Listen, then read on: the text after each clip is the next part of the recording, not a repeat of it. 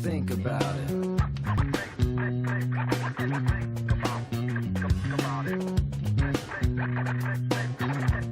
Just think about it. You'll get it.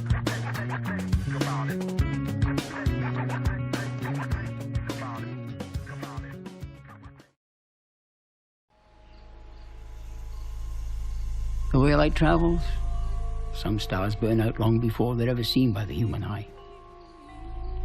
The same could be said for dead planets.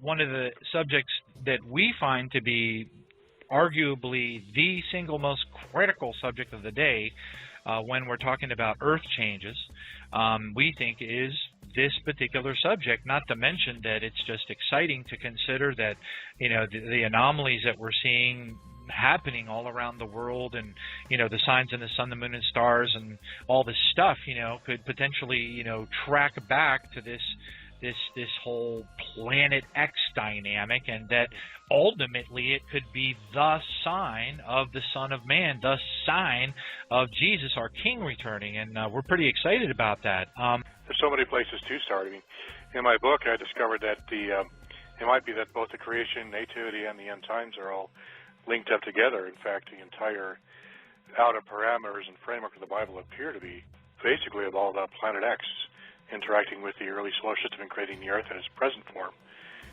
returning several times, most notably in the middle of the Bible as the star of the Nativity, the Star of Bethlehem, and also probably returning at the end of the age to herald the second coming of Christ as the sign of the Son of Man and the end of the age, as described in Matthew 24:30. How is it that, you know, if we rewind way back, you know, the whole thing with, you know, the creation of the heavens and the earth, and, you know,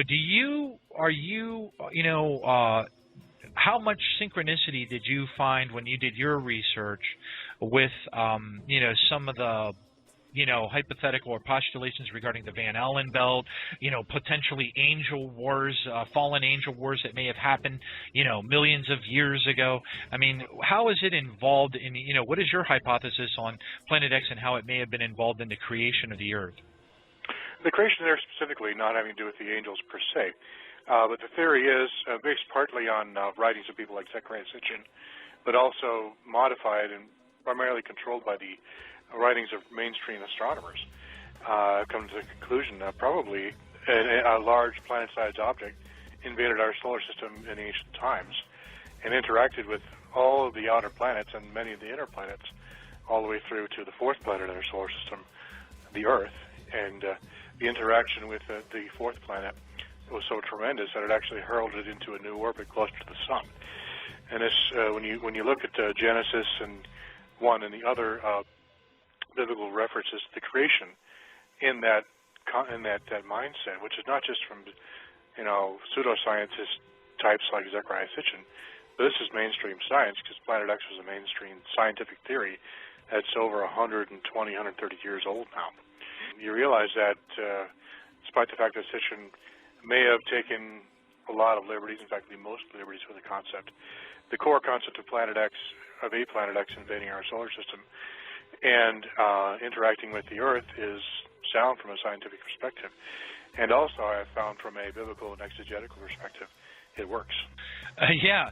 So speaking of which, so, you know, so are you, you know, when I look at some of the things in your book that you identified as potentially being associated with, you know, the, you know, elliptical, you know, motion of the Planet X solar system, for lack of a better term, into our solar system, are you in agreement with the Sumerians, you know, suggestion that it's a 3,600 year orbit, or did you believe that, or do you have reason to believe that it might have been a different period? The idea that it was a 3,600 year orbit is actually Sitchin's idea. My guest is Zecharia Sitchin, a world-renowned teacher and lecturer, scientist and foremost authority on the Sumerian clay tablets. And then the expression "the end of days," you find that also in the Bible. So maybe most people know this also from this source of information. Well, it's not also from the Bible. It's only from the Bible, where the Hebrew term is acharit hayamim, and it's translated. I prefer the translation "end of days." In other biblical translations, even in English, it is the last days, the final days, but it really deals with what nowadays people interested in what's about to happen are interested in the so-called end days. Yes. As if the days, the calendar, the era is due to come to an end, so what will happen then? This is what the term means, the end of days. Does that also mean that something will happen with time? Well, time is something difficult to define, if you know. I wrote a book titled about it, what time is, but it's some kind of an expectation, which, as far as I'm concerned, is based on biblical prophecies, mostly the Old Testament, but also the New Testament, which say that a time will come when things will happen, very important things that will affect mankind and our planet.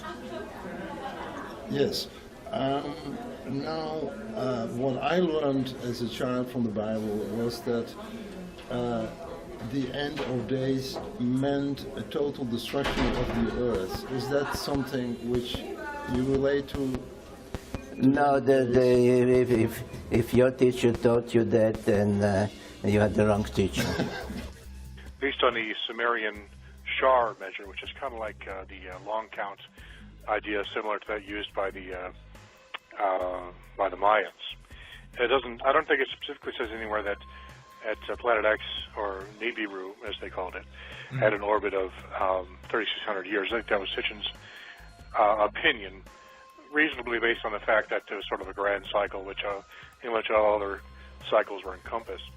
My theory, based on actual observations of what were probably observations of this planet, which is a planet, not a brown dwarf star, in my opinion, we're about a little over or around 2,000 years, because the most recent observation of this planet was around the time of Jesus' birth, which was a little over 2,000 years ago.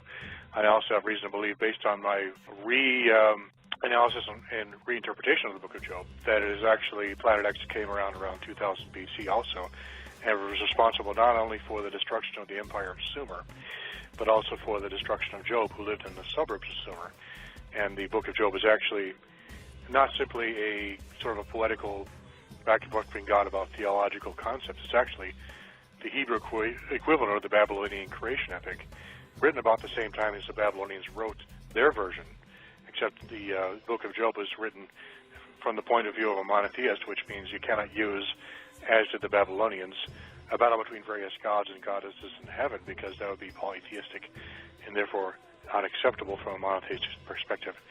Therefore, Job was written as a more of a intellectual conversation between God and man, into which were included all of the secrets, oral traditions, and so forth that had been in circulation at that time, into one long narrative, just as the Babylonians did the same with their methodology using a new age, which is more of a dramatic play. So basically, I believe we have in the Bible at least three, not counting the creation itself, at least three references to the appearance of planet X. One at 2000 BC when Job was written, actually about somewhere around 1930 BC, to be more specific. Two around 0 BC when Jesus was born, and probably sometime again in our time when it'll reappear as the sign of the Son of Man at the end of the age. Okay, so you're suggesting that potentially the periodicity is about 2,000 years. Correct. Wow, that's interesting, because that kind of aligns with the retrograde precession of the equinox, give or take a few years here or there, right? No, I didn't even think of that. That's very prescient. 21 and 60 years, something along those lines? Yeah, exactly. Praise Jesus, because right now, I mean, if depending on, who you study and and such, we're arguably moving, or have just recently moved into the age of Aquarius, arguably the age of, the water bearer, which many believe is the age of Lucifer. Yeah, and then you've got that coinciding with the Hebrew year of 5773, where that aligns with where the Zohar calls out the rival of their Messiah, which would ultimately be the Antichrist, and that year, which we just entered in September of last year. So we're in the midst of that of the muck, if you will, of the mud associated with that 2,000-year cycle. So I'm fascinated. It says in Revelation 22:1 that there's a pure river of water of life proceeding out of the throne of God and the Lamb. I think that age, or the idea of the water bearer, not necessarily Lucifer, but actually indicating that will be the age when Jesus, or the Messiah, the Son of God, will return and pour out healing waters upon the earth and heal it from all the wounds and poisons of the fallen angels have been pouring out it for so many thousands of years.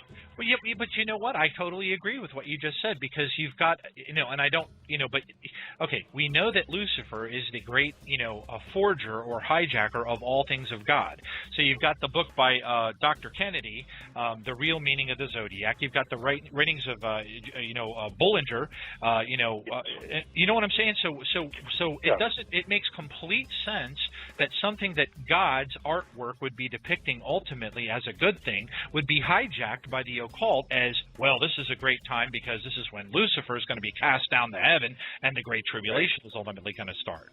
And that's a very good point, because I believe since the beginning, even the creation of the universe, Satan and his minions were unable to create anything of worth or create anything original. They're only able to modify and twist those things that God created originally. They are incapable of creating anything good or lasting value. They can only corrupt that which God creates and turn it into a lie, a shadow of the original truth. The constellations being a classic example. So, what role do you see the Planet X ultimately playing? When you look at I know what I think, and everybody forms their own little postulations, and I think it's just neat to just kind of overlay them like transparencies on an overhead and kind of see where they all line up. But how do you perceive, the role of Planet X, and do you see it as ultimately being the root cause of Isaiah 24, potentially the root cause of a lot of the elements of the trumpet judgments and the wrath, or the final bowl judgments? How do you see this all unfolding? If you were to just kind of like paint us a picture, how do you think it's going to play out? I think that just as it was at the beginning, so will it be in the end. Some theologians, such as Sigmund Mowinkle, he was a kind of a theologian of the late 19th century. He posited that I agree with him, that the imagery revolving around the creation appears to be repeated in the end times. This specifically between the battle between God and the dragon, as described in Isaiah 27 and Psalm 74. Isaiah 27 actually says, in that time God will defeat the dragon Leviathan, the dragon that lives in the sea. This is a Leviathan typically before that time, described in Job 40, for example, was seen as the enemy of God at the creation. And parallel ancient Eastern texts, along with Psalm 74, indicate that the ancients believed, including the Hebrews, that the earth was created from the head of a dragon. Symbolic of a planet which was wicked in character and had to be destroyed, and it's a part of it actually was retained for use on a later planet which was made from the remains of the previous planet. And similar activities will occur in the end times when Planet X will return, and there'll be another battle between these two planets, which Planet X, Nibiru, call it what you will interact with Earth once again in a up close and personal way, as it did in the beginning, and they'll cause great cataclysm and destruction of all the nations, and all the cities will fall. All the trumpets and all the bowls will all be related to Planet X, most if not all of them. If you look at the trumpets, and I go through this pretty thoroughly in the book, it sounds like most of them are either asteroids or comets, either directly impacting Earth or passing close enough to Earth for example, the cometary tail to dump a great deal of material into Earth's atmosphere. For example, I think I figured out what wormwood is. Wormwood is, in my opinion, a comet, which was comprised of much of the material that was thrown up into space after the original Earth was struck by one of Planet X satellites. I believe there was probably at least primitive life forms on that Earth, maybe which Lucifer and the fallen angels have been experimenting with, and possibly in an attempt to preempt God's ultimate plan to create life on this Earth. That life was illegal; it had to be destroyed. So God sent Planet X in as part of his plan to annihilate that life, the plants and animals that the fallen angels had created, or attempted to create, and those were pulverized and thrown into space. And as a result, the plant life that existed on this previous Earth had psychedelic compounds in it, which were like wormwood. Wormwood being basically Artemisia absinthium, which is a plant which is used to create absinthe, which is a kind of a narcotic alcoholic beverage which has hallucinogenic properties. So what I believe what they're trying to communicate in this description of wormwood, the comet wormwood, is that this comet will contain much of the original pulverized plant life of the original Earth that was in orbital at this time. It will pass near enough to Earth to pass through its atmosphere, and that super concentrated powdered plant life, which has hallucinogenic properties, will be reintroduced into Earth's hydrosphere, going to the lakes and the rivers, and then the clouds, of course. And then whoever drinks that will have a very powerful hallucinogenic trip, which will basically probably drive them insane and make the worsening situation even more bad, because not only is the world falling apart around them, they are no longer fully sane.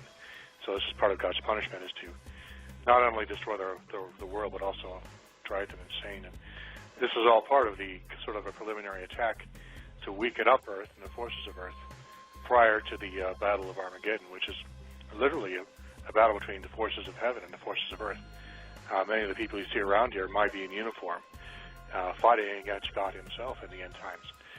So it's going to be kind of an interesting, if you think about it, you have to think about it in those terms. This literally will be mankind fighting against God himself, using the weapons of the fallen angels had given them, weapons that are technological in nature.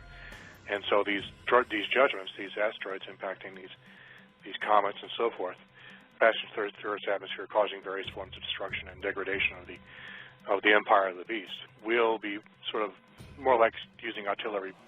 A modern army might use artillery to soften up an enemy prior to a final invasion. Kenneth? Hey, Doug, this is Ken. So glad you could be on tonight. So your 2,000-year timeline sounds very interesting, and I guess I didn't read your book, but I'm supposing that's kind of a good answer for Joshua 10:13, where the sun stood still also. And then if you go back further, I guess that's the Noahic flood. And have you put it into a timeline? I guess that's my question. Have you actually just laid it down to some of these biblical events that are catastrophic in nature, like the sun stand still moment, the flood, and do they line up? I think they line up with all the major events except for the Exodus and the book of Joshua events. Joshua probably was one or more meteorites striking the Earth at an oblique angle and causing the Earth's crust to temporarily lose grip with the mantle and flow backwards, or at least go more slowly than it does normally. That's why the sun could rise up again, because it was, relatively speaking, the Earth's crust was moving backwards temporarily, probably because of one or more impactors. But the Exodus event and the Joshua events don't fit in with the 2,000-year timeline, so I tend not to talk about them, even though it would kind of make sense. It doesn't seem to work. The Joshua and Exodus events were bracketed by Job about 600 or 700 years earlier, and Jesus, the birth of Christ, about 1,400 years later. So it doesn't, but it does fit the book of Job, and it does fit probably the Great Flood, which probably occurred around 10,000 BC, and it fits, of course, the Star of Bethlehem and, of course, our times as well. So I was reading your bio. You went to a very good, one of the top-notch Christian schools, Wheaton College, and then you end up writing this book.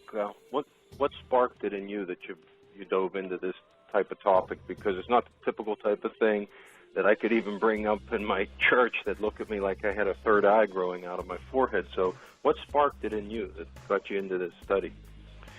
Well, when I was in undergrad, I had a feeling that Jesus was going to return in our lifetime, and I felt strong compulsion to figure out when he was coming and what the motive would be and so forth. And one of the things I read when I was reading about the second coming was Matthew 24, which speaks prominently about a sign which precedes Christ's second coming. Now, I was taught, and I still believe, that the words of Christ supersede everything. The red words are always, the most important ones. And so I took the Matthew 24, which is Jesus' description of what the end times will be like, as sort of the guide text for the rest of the apocalyptic literature I was reading. And it occurred to me that the most prominent mention of his immediate return was what he described in Matthew 24:30 as the sign of the Son of Man at the end of the age, or as the sign of the Son of Man, which will appear in heaven immediately prior to his return. And so I set out to figure out, what could this sign be? Is it some sort of spiritual thing? Is it a heavenly object like a comet or a conjunction like they say with the Star of Bethlehem is supposed to be? And so I determined maybe, first of all, one of my assumptions was, Jesus is accompanied or preceded by the Star of Bethlehem prior to his first coming. Maybe he's preceded by the same object or a similar object in his second coming. Why have the same guy preceded by two different objects? His heavenly sign would probably be the same thing, I would think. So I proceeded on that assumption. Based on that, I started analyzing the Star of Bethlehem information, people doing research on what that might have been. And it fell into three general categories: a comet, a supernova, or a conjunction of planets. But none of those really worked because conjunction of planets, there were a number of conjunctions around that time, but none of them lasted for more than a day or two. And the Magi had to travel a couple of months from Persia to get there, so it would have been at least 2 or 3 months probably. So that didn't work.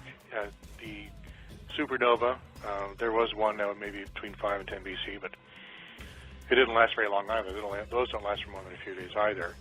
And of course the comet, even though those sometimes last a couple of weeks, they're actually typically in the ancient world thought of to be harbingers of disaster, not of a good thing. Like I discussed previously with the comet passing through Earth's atmosphere, it might be in the ancient past. When comets pass through our atmosphere, similar disasters happen, poison fell from the sky, and it did harm to people. That might be where the idea of a comet being a herald of disaster originally came from. So really those three basic ideas that were discussed by all the scholars I wrote, Christian scholars, I read on the subject, doing just independent research. And so I was about to give up on that angle, thinking, nobody really knows, until I came across this strange book written by some guy named Zecharia Sitchin, it was called The 12th Planet. I was like, what's the 12th planet? I thought it only had 9 planets, so I checked that out. I had nothing else to lose, so I looked at it and I realized, I first came across the idea of Planet X, which had actually been around for, by that time, close to 100 years. This was he wrote his book in 1975, and I read it in 1987, I think it was. And I realized this was the answer. There, another planet on our solar system, which comes and goes on a regular basis over thousands of years, would be a perfect answer to the question of what was the Star of Bethlehem and or the sign of the Son of Man at the end of the age. It fulfilled all the criteria. It made sense. It was a mainstream scientific idea, and no one else had thought of it. So I decided to pursue that as kind of my passion, to figure out, is this what the sign of the Son of Man is? And since then, the research I did at that time and since has become so overwhelming in favor of that theory that I decided to go ahead and formalize my education, pick up a degree in Old Testament biblical studies from Wheaton College. I'd actually gotten a marketing communications degree there too. I took some additional classes in theology and took 2 years of Hebrew exegesis there as part of the additional master's degree I picked up there in Old Testament biblical studies. And I did some real research in the Bible and realized, this actually does work. It's not exactly mainstream like you mentioned, but neither was the idea of a conjunction of planets, which is really astrology given a Christian veneer, and is much less appropriate than this. Once people get the idea, it's just a matter of time till they either accept it or reject it. And at this point, I've perceived such almost universal acceptance of the idea, at least if not agreement, open-mindedness about the possibility that it could be an answer. And so I've continued to pursue this and promote the idea because I believe it's accurate. So how did you have an opportunity to share it with any of the professors or any of the academics in Christianity? How was it received, if you did? And yeah, I actually did an independent study on the Star of Bethlehem to fill some credits. And I forwarded the idea that it was actually a 10th planet in our solar system. And the teacher thought that was an interesting idea, but he didn't feel particularly positive or negative about it. But he, it's a perfectly legitimate theory because it's based on real science. And whether or not it's actually true is something else, but the theory itself is sound. Yeah, we cover on this show the fact that you've said it's good solid science. There's an Italian astrophysicist. His mind slips me right now, but he's done a lot of studies with the eccentricity of the moon, and he's shown that there has to be another gravitational force within the solar system, a significant gravitational force causing that perturbation. Then you've got the paleontologists. And I don't agree with their cycle, but they claim that the Earth has faced these extinction-level events on numerous occasions because of some sort of impactor in this solar system. And you've got some of the other astrophysicists, even at NASA, suggesting it's highly probable that this sun system is actually binary in nature, and the other sun just never ignited, so it's a brown dwarf. And they've gone as far to say is they'll find it, they just haven't found it yet. So it's very good science, and there's a lot more, and it's just something that's not received very well. And I think it's going to have a lot of people just, in shock and awe. So how do you think or see it's going to actually become manifest or apparent to people? What's your theory on that? My theory is that Planet X will not actually become visible until the middle of the tribulation. That's based on a revelation. I think it's Revelation 5. Where it says that men will try to bury themselves under the rocks in the mountains, seeking to hide themselves from the face of the throne of the Lamb.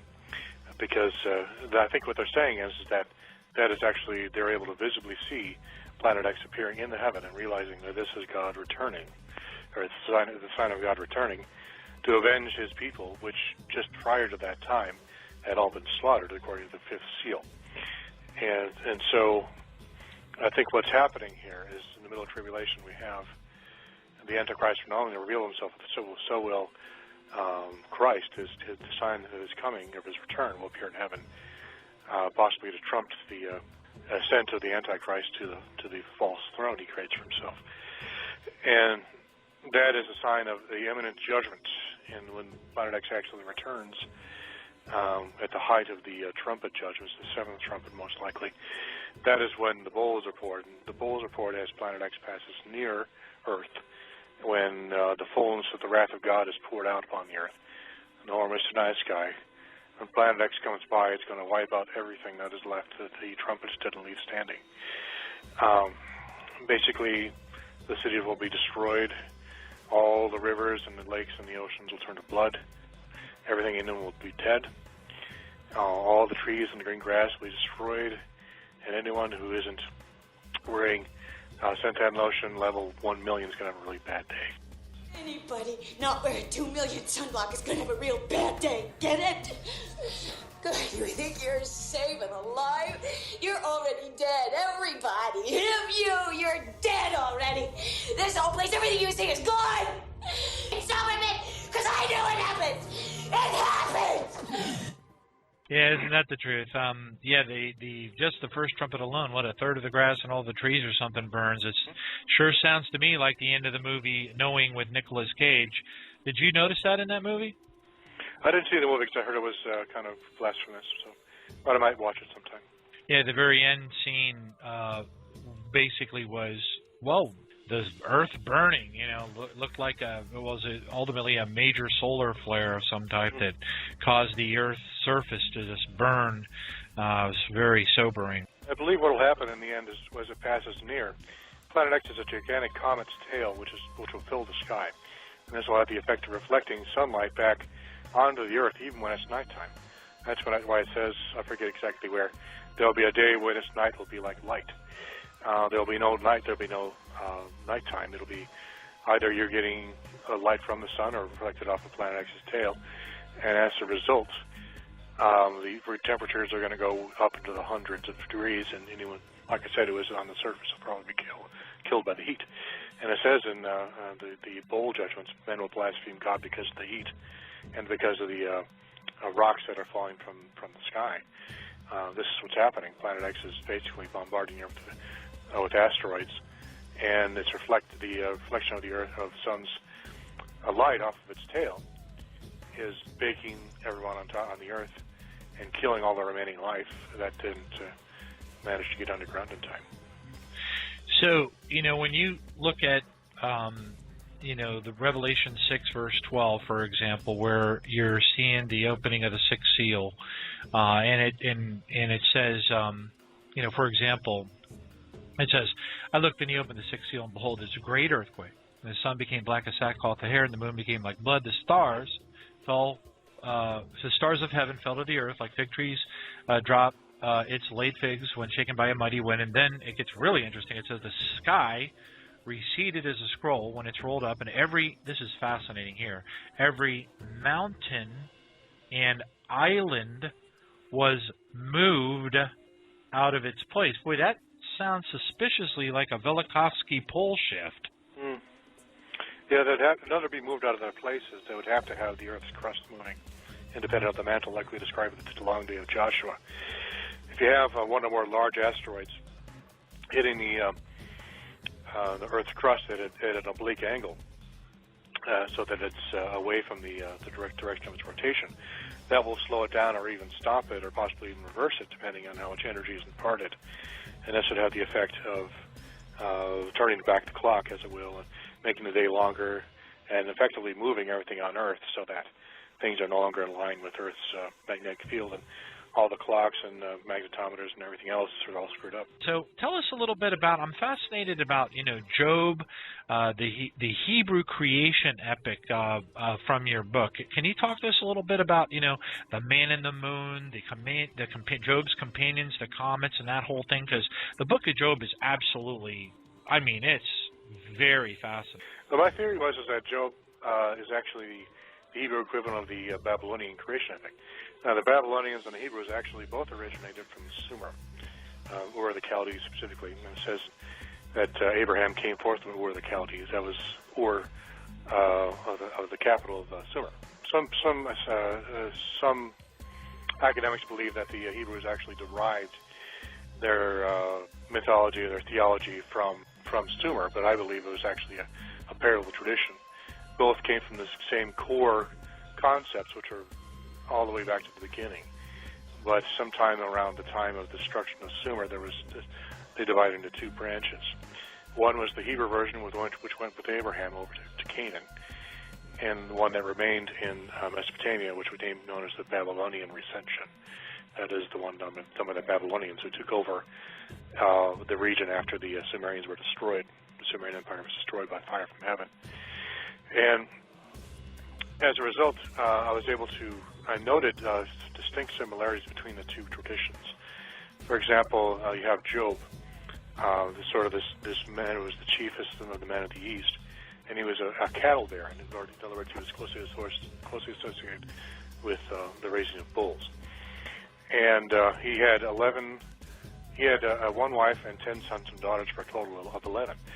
Notice that was the same number as along with Job, the helpers of Tiamat in the Babylonian version, the dragon who was actually symbolic of the earth. She brought forth 12 helpers to help her in her fight against the high god of the Babylonians, which was called Marduk. The Babylonians kind of took God out of the equation and replaced him with their god Marduk, but I believe that the Hebrew God, as it is in the Bible, was the original God that was given the glory in that particular story, but they had fallen into idolatry and started replacing the one true God with their own false gods. But basically, the Hebrew version, since they couldn't use things like fiery dragons and serpents and the names of deities like they have in the Babylonian version, they instead used Job being the chief of these 12, were kind of in rebellion against God, and the 11 wife and sons and daughters, which made up a total of 11. And just as in a Babylonian creation epic, God sent a great wind in both the Babylonian creation epic and in Job the chief deity of both stories used a great wind to destroy the group of 12 in both stories. In the book of Job, Job is actually, let's talk about Enuma Elish first. In Enuma Elish, the chief of these 12 was killed, and his body was used to form the moon, and the moon remained in heaven. It was covered with dust and ashes and so forth, and it was used. It was described as having horns, which showed the seasons. It was kind of described as kind of a heavenly bull, and the horns were like the crescent moon and so forth, which looked kind of like horns. But in the Hebrews, what the Hebrews did was they said, we'll have a real man here, probably Jobab of the line of Seth, as described in Genesis 10.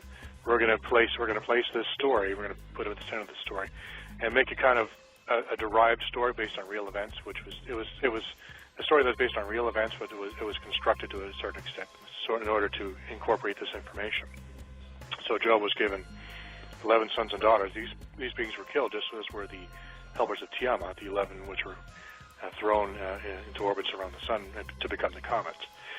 These 11 were destroyed also, and Job was left sitting in a pile of ashes covered with sores. Now, what I think what they intended to communicate by this, describing his being like this, is that the moon, when it was created, was covered in a pile of ashes or dust like it is today. It was probably covered with impact craters, which, from the perspective of the Earth, looked like oozing sores. And now I believe Job was described in the same way. He was covered with dust, just like the moon, and also covered with oozing sores. Same kind of concept, different modality. Instead of using kind of the name of a deity, I think his name was Dogai, or something like that, they used Job. Dogai was like the god of death of the Mesopotamians, so they couldn't use that. So instead, they used a real man and said, okay, he's playing the role of the moon, and we're going to cover him with sores and dust, and he will be the leader of the 11, which God will chasten and use to create mankind. And in the Babylonian creation epic, the blood of the deity named Kingu who was turned into the moon. His blood was used to create mankind, which was interesting by itself. But you have a parallel of the 11 in both Enuma Elish and in Job. You have the leader of the 12 defeated and imprisoned, covered with sores and with dust. And both are associated with heavenly bulls, because the moon was said to have horns like a bull when it had a crescent shape. And Job was also a cattle herder, so he was also associated with bulls. And the person who represents Tiamat, the dragon, in the Enuma Elish, is represented by the empire of Sumer in the book of Job, which is described not as Ur, which means the city of light, but as Uz, which means the city of enchantments, or the city of magic. So the city of Ur is represented kind of like in a cipher, like, for example, Babel is described as Balal, city of confusion, by Moses. So too, Ur is described as Uz, city of enchantments. So my theory is that in Job, the land of Ur, and by extension Sumer, was considered to be the evil, wicked dragon which was destroyed by God. And Job, the chief of the men of the east, i.e. the chief of the men of Sumer, the most richest man in Sumer, he was humbled and brought down. All of his children were killed off, and his wife. And he was forced to become God's servant once again and humbled. I think this is the way that Job was written, in a way that was theologically correct, yet still remained faithful to the original concept of the dragon and our 12 helpers fighting against God. So Doug, you mentioned the Enuma Elish, and I think they call the star in there the Star of Marduk. Is that correct? Yes, they named it after the Babylonian deity Marduk. So what's your read on there? I mean, how good is that story? What's your opinion on it? It appears the intention of this story was to recall this information about how the Earth was originally created. Over time, it became theologically created with the names of various deities, to the point where it became difficult to figure out what was going on. But the core concepts remained the same. For example, even though the name of the chief deity in heaven, who was a star, specifically a planet, which was described to have interacted with and destroyed the former Earth, it was actually described as a star in the text. It was originally referred to as Anu, which simply is the word for heaven in the Sumerian cosmology. And the word Anu actually is represented by an 8-grade star, the Dingir, which looks very much like the Star of Bethlehem star we still use today. And after Anu, it became Enlil after the Sumerians were defeated by the Akkadians. The Akkadians replaced Anu with their high chief deity Enlil. And after the Sumerian Akkadian Empire was defeated by the Babylonians, or actually taken over by the Babylonians after they were destroyed by fire from heaven, they took the old story and then replaced their god Marduk as the chief of the creator of the heavens and earth. Though the name of the deity changed, the original concepts remained the same. Basically, you have a star or planet entering into our solar system and interacting with Earth, splitting into two pieces, and setting the head, or the larger piece of the head, in a new orbit around the sun, where it became known today as the Earth. That's the basic story. So where are you at with this whole concept of aliens? You know, you've got a lot of people in the I don't want to call it the fringe Christian realm, but the more maybe advanced thinking realm.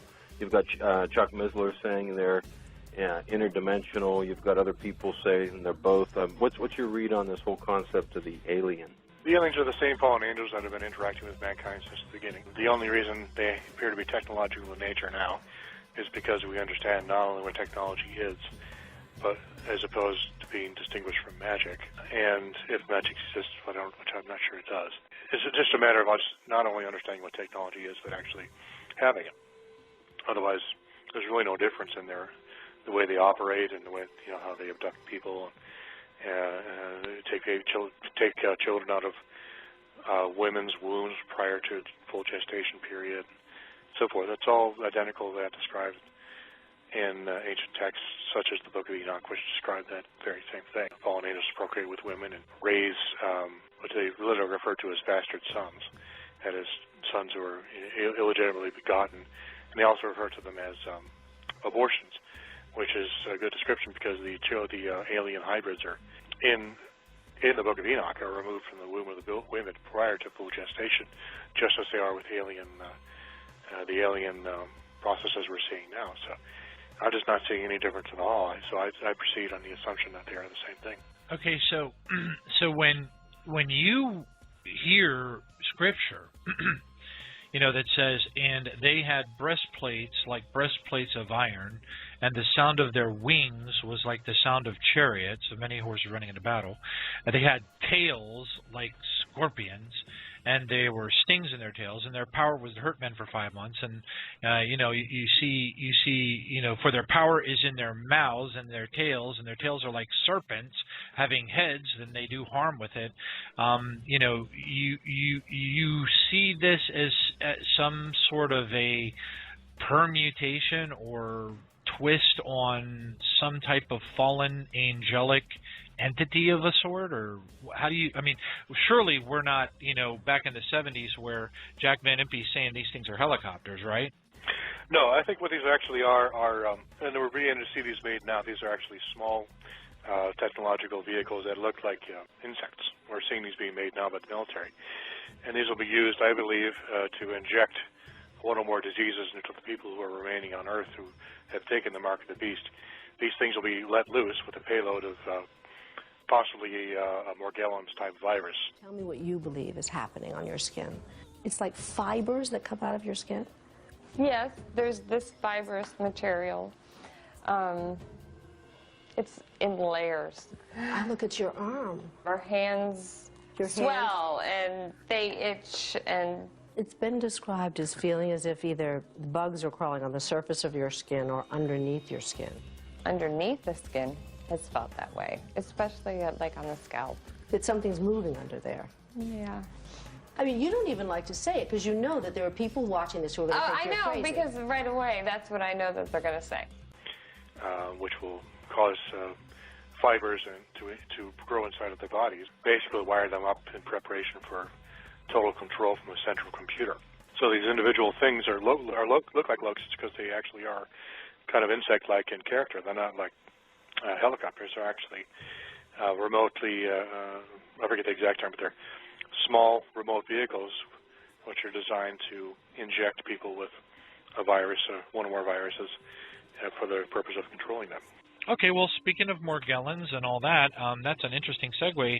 I'm curious, so how do you see this whole chemtrail, aerosol crimes, Morgellons, fit extensions, race within a race, hybridization of mankind. How do you see that all, adding up to the, the big picture as things get real ugly and dark in the midst of the Great Tribulation? How do you see this all kind of fitting together? Basically, what they will find, described, I think it's Daniel 11. The Antichrist will conquer the entire Middle East, from all the way from Afghanistan all the way down to the Sudan, and they will take the treasures of Egypt. And the greatest of the treasures of Egypt is that something that is buried underneath the Sphinx. And what is buried underneath the Sphinx, is my theories, is a great sapphire stone, which is basically, for lack of a better term, a massively powerful supercomputer that was hidden there from the world before the flood. It was so dangerous that it had to be hidden and kept out of the hands of man, because it was one of the primary reasons the flood was sent, because man had become so intelligent that he was able to enslave mankind to the point where they could literally not buy and sell without centralized control, like it is in the book of Revelation. Really, Revelation is just a redo, in my opinion, of what happened in the world before the flood. So what they will find underneath these things is a supercomputer. It had been held there based on the prophecy of Judah in, I think it's Genesis 49, that something will be found underneath the Sphinx.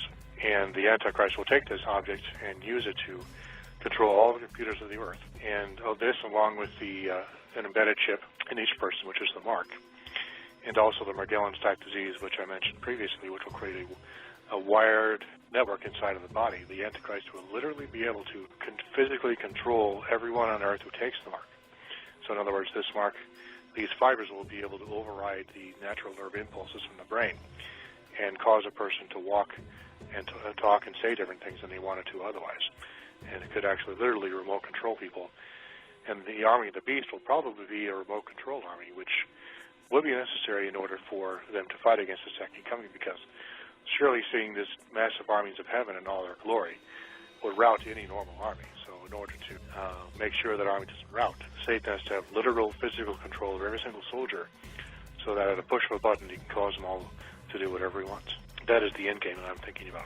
Kenneth? Doug, your comment about the little flying vehicles, whatever they may be called. Sunday morning today, CBS Sunday Morning had a segment on the drones, and they had this. Yeah, did you see it? They had a scientist flying a little hummingbird with his big beak that could have been a stinger. It was very interesting. I just thought of that when you mentioned it. And one other comment, you mentioned the sapphire stone.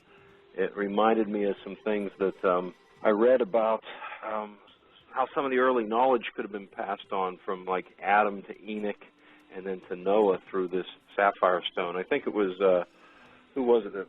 Von Daniken may have had some of that in one of his books, but just was really? Interesting parallel there. So I'm excited because I hear you touch upon many of the things that we cover on this show time and time again. I'm just going to ask you a general question.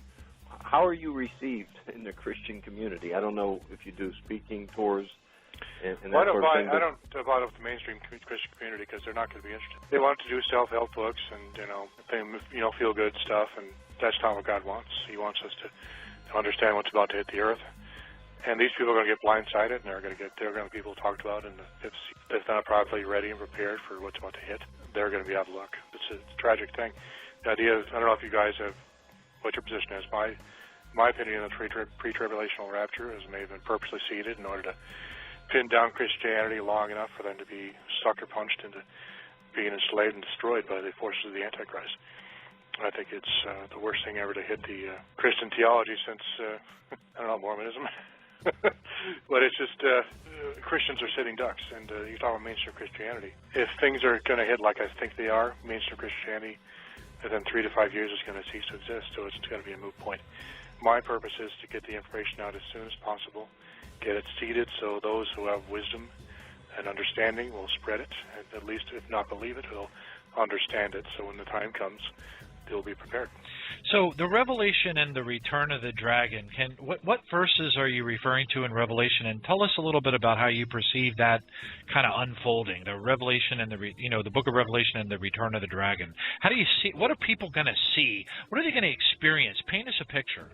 Basically, the dragon, the power of the dragon, in the creation, the dragon was kind of symbolized the earth, and the dragon power was the earth power. It was kind of the nefesh, the soul power, which is a life that comes forth from the earth. This great power will rise again in the end times, and it will marshal its forces in preparation to fight off the second coming of Christ. And a scenario very similar to that happened in the beginning.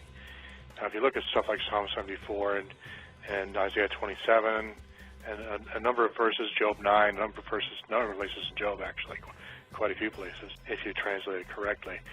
The dragon is a consistent enemy of God since the beginning. Even though the dragon makes occasional appearances throughout the text, for example, Herodotus kind of thought of as a dragon because it's, Revelation 12 describes how the forces of the dragon persecute the children of the woman and try to devour the man-child she brought forth and so forth, who was caught up to heaven.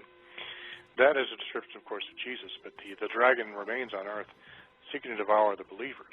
The power of the dragon becomes most prominent in the end times, described in the book of Revelation, where the dragon, also known as the beast, will revive its power and build another empire. This empire, the purpose of this empire, and the massive expenditure of probably their remaining strength in order to create a defense against the second coming. That's the primary purpose of all this technology we're seeing, is the use of the technology is to create super weapons, ultimately, that they will try to use to fight against the second coming. It will fail, but they will try their hardest. So we'll see at the very end massive super weapons, scalar weapons, huge guns, missiles aimed not at other countries but at heavens, and preparation psychologically for a possible alien invasion. We will begin to see right before the time of the end, when Jesus actually returns. And we're beginning to see it now with a massive, almost frantic attempts to confiscate all guns, because they know Planet X is on its way. God is about to judge the earth. And in order to fight off the forces of heaven with any kind of effectiveness, the earth has to be united against him. And the only way to unite the earth is to take away all ability to fight back against centralized government. So this is why we're seeing attempt to grab guns, because they know as long as people have the ability to defend themselves, a one-world government is not possible. Space weapons. There's this big thrust out there. They've got specialized satellites out there, supposedly, according to some whistleblowers that are out there watching for, for lack of a better term, incoming.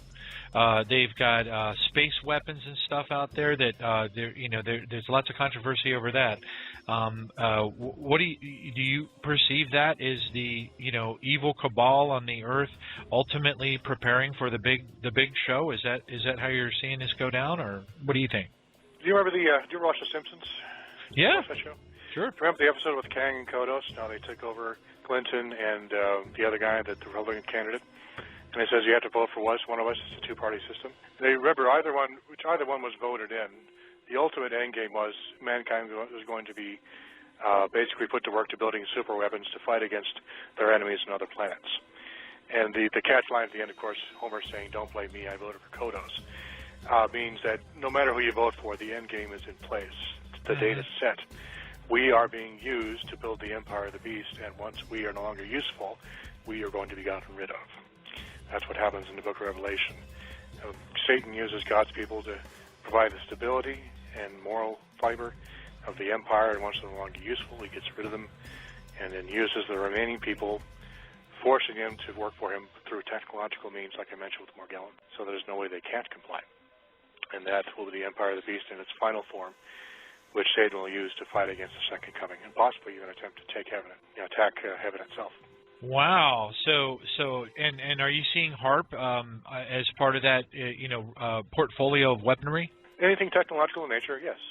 HARP, all that other stuff. I believe, even though HARP itself might not have been directly given by the fallen angels, the ideas and the basic concepts were given to us by fallen angels or by crashed, so-called alien craft, which we then were able to figure out how they were built. And that massively accelerated our understanding of technology, particularly in the 20th century, because they realized that these fallen beings have been coming down for a while now, the Roswell crash being only the most prominent of many different crashes. These beings were probably defeated in heavenly warfare and fled to the earth, which is kind of their last redoubt, the last stronghold, in maybe the entire universe. and so they decided their only choice was to use the remaining humans on Earth, kind of try to ally with them. In order to do that, they gave them technology in trade for their secrets, their technological secrets. In return, we gave them, access to our populations and so forth, which is exactly how modern UFO researchers describe what happened under Truman. Truman said, okay, you can have access to our people, just give us your technology. And that's why we had the massive increase in technology after 1947. Wait, I'm sorry to interrupt. So you mentioned Truman. Are you referring to the Greada Treaty? I'm not sure what that is. Oh, okay. Well, there are those out there who believe that around about that time there was a treaty that was signed with, what we would refer to as fallen angels in some type of flesh body, aliens is what they called it, and the treaty was to ultimately allow them to continue to abduct human beings. Yes, in terms of the technology, we were given, we gave them the access to the people so they could use them to, for lack of a better term, create newer, better bodies for themselves.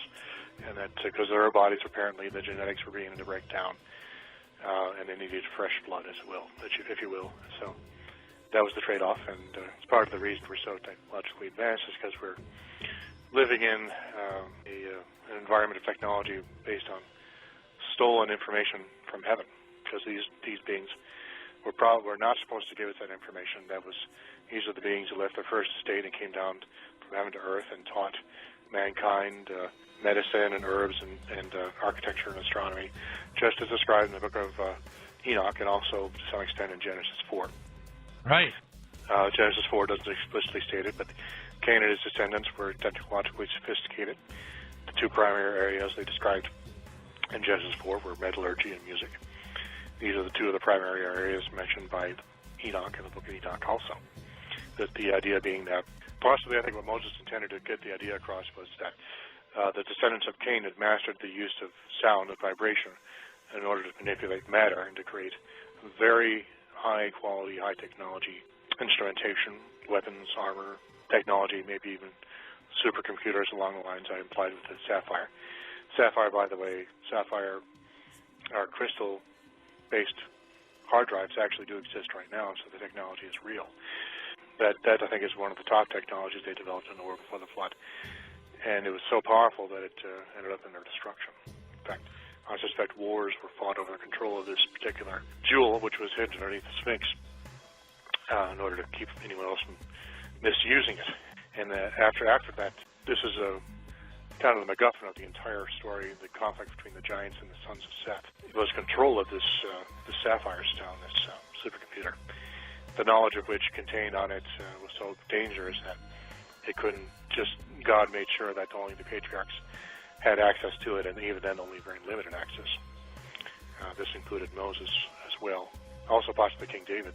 I talk about that. I'll talk about that in my book as well. But basically the fallen angels gave technology to mankind in the world before the flood, and now they're giving it to us again, and with similar effects right before the judgment falls. So we have a repeating pattern, just as it was in the beginning, so it will be in the end. Yeah, there's nothing new under the sun, and so that's exactly. So basically, when Genesis 11 verse 6b basically says now nothing that they propose to do will be withheld from them, your postulation would be that this potentially has something or some connection to do with this Sapphire supercomputer thing, right? Correct. The Sapphire supercomputer may have been literally stolen from heaven. It says in Ezekiel 28 of Satan, he literally walked up and down amongst the stones of fire in the Garden of Eden.